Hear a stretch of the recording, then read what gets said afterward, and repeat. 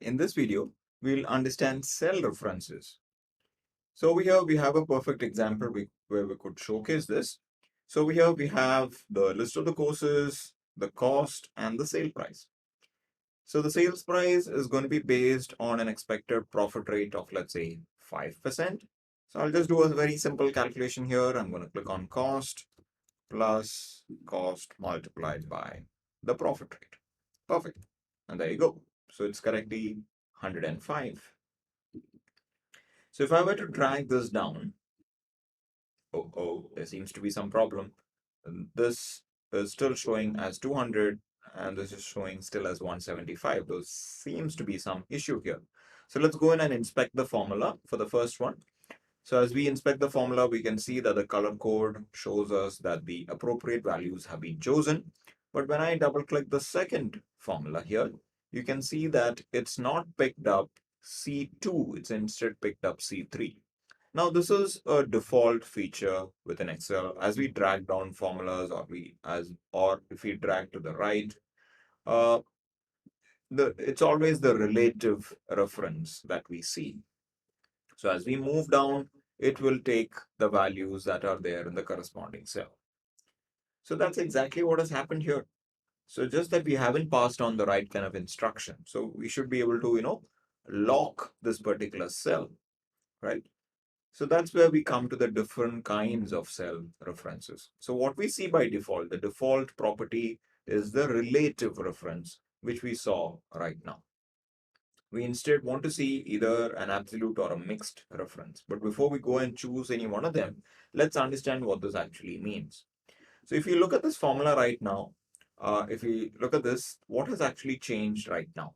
The row number is what has changed. Because if I drag it down, there's no change in the column though, there's only change in the row. So if I go in here, I can see that the column name is still C, but the row number has changed. So we basically want to lock the row and not particularly the column.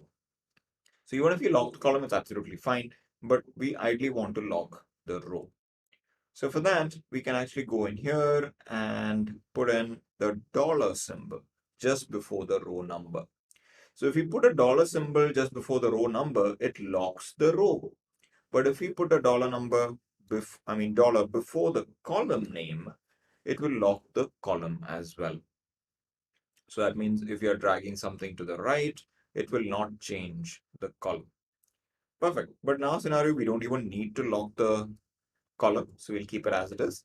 So I will just drag this down now and let's see what happens. Perfect. So now if I inspect this formula, I can still see it's still pointing to C2 because the dollar symbol is there and it has locked the row. But this is very manual, right? So what is the alternate way to get this done?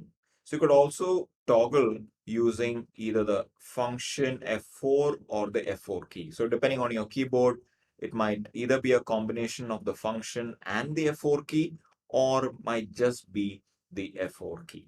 So you can click anywhere here, it doesn't matter, before the column, between the column and row, or after. As long as it's near the cell, it's fine. So you can click anywhere here and you can toggle between these keys. So now I'm just going to toggle. In my keyboard, it's function and F4. So as I toggle, I can see that it either locks the row, locks the column, or locks both of them, or keeps them unlocked, as you can see here, right? So depending on what you need, you can lock either the row or the column. So we have done exactly that. So we're happy with what we've got and we drag it down, right? Perfect.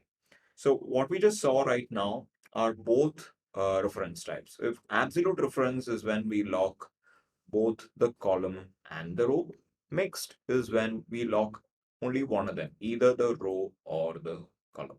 So understanding these reference types can help you a long way in solving a lot of basic Excel problems that you might come across.